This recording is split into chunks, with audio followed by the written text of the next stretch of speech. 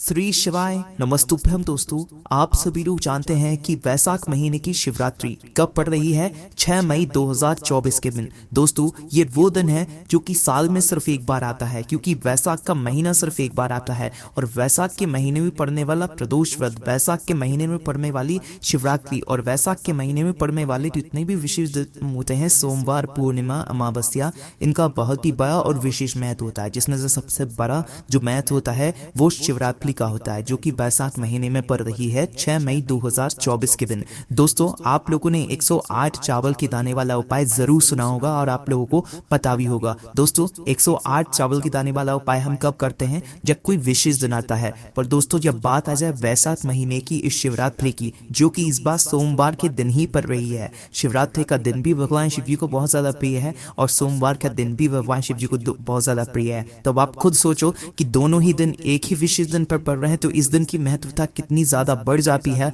और जब इसी दिन कोई भी व्यक्ति अगर 108 चावल के दाने वाला उपाय करेगा तो उसकी जो भी मनोकामना होगी वो पूर्ण होगी ही होगी। ये बात बिल्कुल सत्य है। दोस्तों, अगर आप लोगों को मतलब इस 108 चावल के दाने वाले उपाय को आप लोग कर लेते हो, घर में से कोई सदस्य भी करता है, तो इस उपाय का फल उसके पूरे घर परिवार को जरूर मिलेगा। और दोस्तों, ये बात आप लोगों को पता होगी कि जब हम किसी उपाय को या 108 चावल के दाने वाले उपाय को किसी विशेष दिन पर करते हैं, तो उस उपाय का जो फल है वो हमें बहुत ही जल्दी और बहुत बड़ा होकर मिलता है। मतलब आपकी जो मनोकामना होती है वो बहुत जल्दी पूर्ण होती है और बहुत अच्छे से पूर्ण होती है। इसीलिए दोस्तों, आप लोगों को इस वैशाख महीने की शिवरात्रि को अपने हाथ से नहीं जाने देना चाहिए, क्योंकि इस बार की वैशाख महीने की शिवरात्रि बहुत ही ज्यादा खास है और वो भी सोमवार के दिन पड़ रही। तो इस दिन आप लोगों को 108 चावल के दाने वाला उपाय जरूर करना चाहिए। तो चलिए दोस्तों, समझते हैं कि इस 108 चावल के दाने वाले उपाय को इस वैशाख महीने की शिवरात्रि के दिन आप लोगों को कैसे करना है। तो दोस्तों, सबसे पहली चीज यहाँ पर यही निकल कर आती है कि आखिर इस 108 चावल के दाने वाले उपाय को कौन कौन कर सकता है और घर में से कोई एक सदस्य हो तो वो किसको करना चाहिए।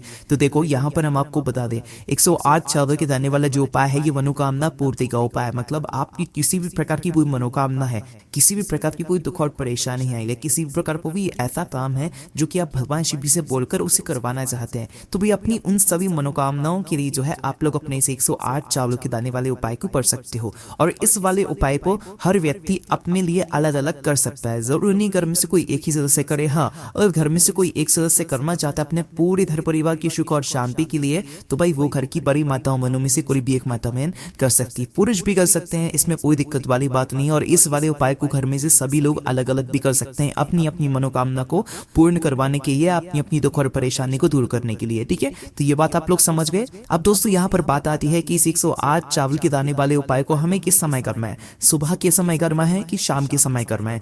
देखो, सोमवार जो शिवरात्रि होगी, मतलब कि जो इस वैशाख महीने में पड़ने वाली शिवरात्रि यूपी सोमवार के दिन पड़ रही है, इस दिन का महत्व बहुत ही ज्यादा बड़ा है। तो इस 108 चावल के दाने वाले उपाय को आप लोग सुबह के समय भी कर सकते हो और शाम के समय भी कर सकते हो। कोई दिक्कत वाली बात नहीं है। बस सुबह जितना जल्दी हो सके आप उपाय को करोगे, बहुत अच्छी बात है। बाकी 10, 11, 12 बजे तक भी अगर उपाय कर लोगे तो भी कोई दिक्कत वाली बात नहीं, आपको उपाय काम करेगा। बाकी तो शाम के समय की बात करें तो शाम के समय आप लोग ये उपाय को शाम के समय 6 बजे से लेकर 7 बजे के बीच में, या 7 बजे से लेकर 8 बजे के बीच में, 8 बजे से भी थोड़ा लेट हो जाए तो भी आप लोग उपाय को करोगे तो भी आपको इस 108 चावल के दाने वाले उपाय को करने का फल जरूर मिलेगा। ठीक है, अब दोस्तों, यहाँ पर बात आती है इस 108 चावल के दाने वाले उपाय को हमें मतलब इसके साथ में करना है। मतलब कि अकेले हम लोग सिर्फ उपाय की सामग्री को लेकर उपाय कर सकते हैं, कुछ सामग्री भी लेकर जाना जरूरी है। तो देखो, जब भी हम कोई उपाय करते हैं हमें भगवान के सामने कभी ये नहीं दर्शाना है कि हम आपके पास अगर आ रहे हैं तो सिर्फ अपने उपाय को करने के लिए आ रहे हैं।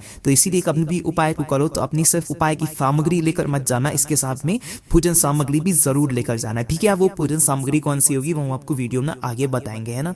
उसके बाद में दोस्तों, ये वाले उपाय आपको करना कहाँ पर है। तो देखो, इस 108 चावल के लाने वाले उपाय को चाहे आप सुबह करो चाहे शाम को करोगे आप लोग शिव जी के मंदिर में ही, आपके घर के पास में जो भी शिव मंदिर हो, शिवालय हो, जहां पर शिवलिंग विराजित हो, वहीं पर जाकर आप लोगों को ये वाला उपाय करना है। ये वाला उपाय घर पर नहीं होगा, इस बात का आप लोग ध्यान रखना। दोस्तों, उपाय आपने पहले भी सुना होगा, पर जितनी बार आप उपाय सुनते जाते हो उतनी बार आपकी बहुत सारी गलतियां जो है वो आप पकड़ लेते हो, उन गलती को जब सुधारते हो और गलती को सुधार कर जब उपाय करते हो ना, तो भाई आपको उस उपाय का फल निश्चित सी बात है बहुत अच्छा होकर और बहुत बड़ा होकर मिलता है। ठीक है, तो चलिए दोस्तों, अब हम जानते हैं कि 108 चावल के दाने वाले उपाय को करने की विधि क्या है। तो देखो, उपाय जब भी आप करो, चाहे सुबह करो चाहे शाम को करो, अपना शुद्धता का विशेष रूप से ध्यान रखना। और सबसे महत्वपूर्ण चीज की 108 चावल के दाने आएंगे कहाँ से, है ना। तो देखो आपके घर के रसोई घर में जो चावल उपस्थित हो, सिर्फ टोपी को छोड़ देना, वो चावल, वो ऐसे चावल जो कि बिल्कुल पूरे टूटे टूटे होते हैं, छोटे छोटे से चावल होते हैं, उन चावलों को छोड़कर आप कोई भी चावल ले सकते हो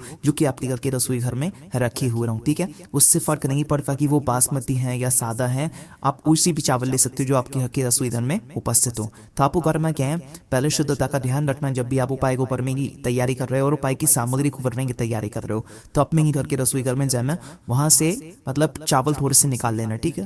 पहले आप लोग एक कटोरी में या एक मुट्ठी में अलग से चावल निकालकर अपने जोड़े से अलग से रख लेना, ठीक है। उसके बाद में अपनी इन 108 चावल के दानों को आपको क्या करना है कि भाई अलग अलग छांटना है। मतलब कि ये लो 108 चावल के दाने हम लोग लेंगे, ये दाने ना तो टूटे हुए होने चाहिए, ना कटे पिटे होने चाहिए, ना मतलब दाग वाले होने चाहिए, अच्छे साबुत होने चाहिए। तो आप लोगों को क्या करना है कि इन 108 चावल के दानों को आप लोगों को अच्छे से साबुत अच्छे से छांट लेना है। पूरे 108 चावल के दाने होने चाहिए, ना कम होने चाहिए ना ज्यादा होने चाहिए।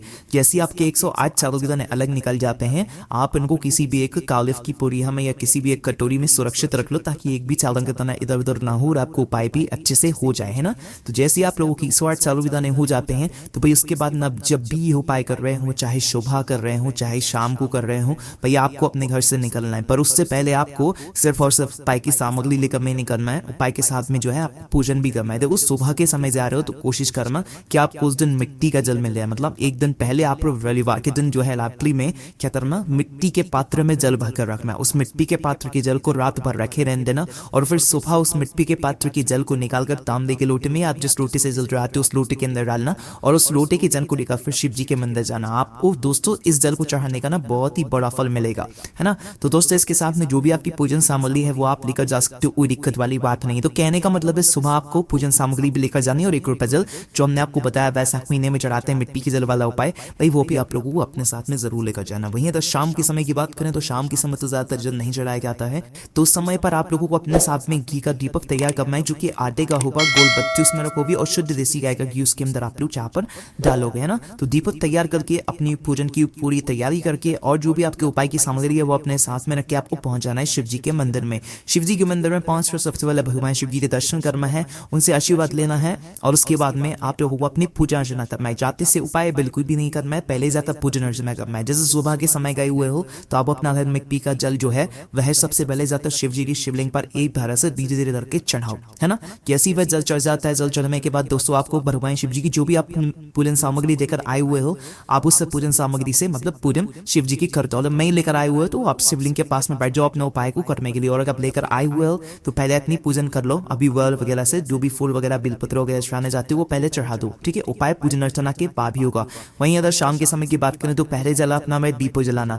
दीपो जलाने के लिए जो माचिस लोगे वो आप अपने ही घर की लोगे, किसी और की माचिस नहीं लोगे। इस बात का ध्यान रखना, अपने घर से अपनी माचिस के घर जाना और मंदिर में बैठकर ही जो है आपको इस दीपक को जलाना, फिर से शिवलिंग के पास में रखना। शिवलिंग से थोड़ी दूरी बनाकर रखना, भगवान शिव जी को आंच ना लगे, इस बात का ध्यान रखना, ठीक है। तो जैसे आप लोग दीप रख देते हो आपकी पूजन अर्चना हो जाती है। अब आप लोग शिवलिंग के सामने आसपास कहीं भी बैठना और अपने उपाय को शुरू करना। उपाय को शुरू करने के लिए सबसे पहले आप लोग अपने सामने अपने वह 108 चावल के दाने निकाल कर रख लेना, है ना। निकाल कर रख लोगे तो भाई निकालने के बाद आपको क्या करना है, अपने सामने उन्हें रखे रहने देना है। अब रखे रहने देना है तो क्या करना है, आप लोगों को इस उपाय को अपने सीधे हाथ की हथेली से करना है। किस हाथ से करना है, सीधे हाथ से करना है। तो अपने सीधे हाथ की हथेली से करना है। एक ही चावल का दाना आपको उठाना है और क्या करना है, भगवान शिव जी की शिवलिंग पर चढ़ाते जाना है। वो भी श्री शिलाय नमस्तुभ्यम बोलकर, खाली चावल का दाना ही नहीं चढ़ाना है, श्री शिलाय नमस्तुभ्यम बोलकर चढ़ाना है। देखो उपाय का अगर आपको सच में फल चाहिए तो एक ही चावल का दाना चढ़ाना है। एक साथ चढ़ाओगे तो आपको उपाय का उतना फल नहीं मिलेगा, ठीक है। तो एक ही चावल का दाना उठाना और श्री शिवाय नमस्तुभ्यम बोलकर चढ़ाना, ठीक है। तो उदाहरण के लिए देखो, पहला चावल का दाना आपने उठाया, शिवलिंग पर चढ़ाया, श्री शिवाय नमस्तुभ्यम बोल दिया, फिर दूसरा उठाया, श्री शिवाय नमस्तुभ्यम बोला, दूसरा भी चढ़ा दिया, फिर तीसरा चढ़ाकर श्री शिवाय नमस्तुभ्यम बोल दिया, फिर चौथा चढ़ाकर श्री शिवाय नमस्तुभ्यम बोल दिया। मतलब श्री शिवाय नमस्तुभ्यम आप बिल्कुल चढ़ाते समय बोलना। और इसी तरीके से आपको हर चावल के दाने को चढ़ाते समय, पूरे 108 चावल के दाने को एक एक करके चढ़ाते समय श्री शिवाय नमस्तुभ्यम को विशेष रूप से आपको यहाँ पर जाप करते जाना है, ठीक है। जैसे ही आप लोग अपने पूरे 108 चावल के दाने शिव जी की शिवलिंग के ऊपर चढ़ाते हो, वो भी श्री शिवाय नमस्तुभ्यम बोलकर, तो जैसे ही आप लोगों का आखिरी वाला 108वां चावल का दाना आएगा, तो उस चावल के दाने को चढ़ाते समय आप मात्र अपनी वह मनोकामना बोलना, वह दुख और परेशानी बोलना जिसके लिए आप लोग अपना ये वाला उपाय कर रहे हो। ठीक है, तो श्री शिवाय नमस्तुभ्यम बोलकर और अपनी आंखें बंद कर उस आखिरी वाले चावल के दानों को पहले चढ़ा देना। उसके बाद आप आंखें बंद करके भगवान शिव जी के नाम का जाप करके अपनी वह मनोकामना बोलना जिसके लिए आप लोग अपना यह वाला उपाय इस वैशाख महीने की शिवरात्रि के दिन जो है कर रहे हो। चाहे वह दुख और परेशानी हो, चाहे अपनी कोई मनोकामना हो, चाहे आपका कोई काम हो, जिसके लिए भी कर रहा हो, अपना वह काम हाथ जोड़ते विनती करके भगवान से बोल जरूर देना। उसके बाद में 2 मिनट बैठकर भगवान शिव जी के नाम का जाप करना, वहीं पर पास में ही बैठकर उसके बाद में भगवान से हाथ जोड़कर विनती करके निवेदन करके भगवान को भोग देकर उसके बाद उठ जाना। ठीक है, और उठने के बाद भगवान से आशीर्वाद लेकर आप लोग अपने घर पर वापस आ सकते हो और ये वाला उपाय यहाँ पर आपका पूरा हो जाता है। दोस्तों सुनने में उपाय बहुत आसान लगता है, यही उपाय आपको हम 1 मिनट में भी बता सकते थे, पर दोस्तों आप लोग उपाय सही से करो, इसीलिए इस उपाय को हमने इतनी अच्छे से विस्तार से बताया है। बाकी उपाय अगर आप लोग अच्छे से करोगे तो सीधी सी बात है आपको उपाय का फल अच्छा भी मिलेगा। बहुत सारे लोग कहते हैं कि भाई हमें उपाय का फल नहीं मिला है, तो भाई उसमें कहीं ना कहीं गलती ये होती है कि आप उपाय को सही से नहीं करते हो, कुछ ना कुछ गलती हो ही जाती है जिसकी वजह से आपको उपाय का फल नहीं मिलता है। और जब उपाय को आप अच्छे से सुनोगे, अच्छे से समझोगे, तो निश्चित सी बात है आपको उपाय का फल जरूर मिलेगा। तो दोस्तों इस उपाय को आप इस दिन जरूर कीजिएगा, और जो भी विशेष दिन इस वैशाख महीने में पड़े आप उस दिन इस वाले उपाय को कर सकते हो, कोई दिक्कत वाली बात नहीं है। बाकी दोस्तों कोई भी दिक्कत समझ परेशानी आती है तो हमसे कमेंट करके पूछ सकते हैं। ओम नमः शिवाय, जय विद्यापाश्री शिवाय नमस्तुभ्यम।